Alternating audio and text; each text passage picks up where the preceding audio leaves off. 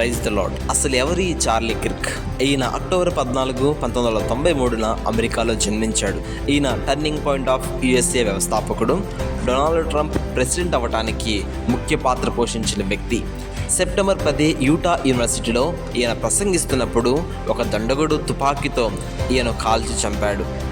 అమెరికాలో జరుగుతున్న ఎన్నో దారుణమైన పనులు, అబార్షన్, ట్రాన్స్జెండర్, LGBTQ, హోమోసెక్సువల్, అలాగే సాతాను ఆరాధనలకు వ్యతిరేకంగా నిలబడి సత్యం వైపునకు చెడిపోతున్న యువతను సమాజాన్ని నడిపిస్తూ సమాజ శ్రేయస్సు కోసం తమ ప్రయాణం సాగించాడు.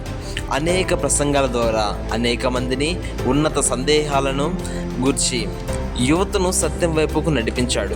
ఎంతోమంది విరిగి నలిగిన వారికి దేవుని ప్రేమను చూపించి వారిని దేవుని వైపు నడిపిన గొప్ప వ్యక్తి. ఈయన ప్రయాణంలో ఎన్నో అవమానాలు, హేళనలు, ఇబ్బందులు ఎదుర్కొన్నప్పటికీ ఆయన సత్యం కోసం, న్యాయం కోసం చివరి వరకు పోరాడిన వ్యక్తి.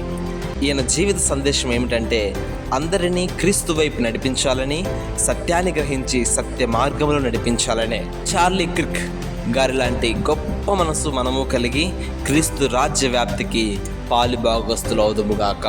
ఆమెన్. God bless you.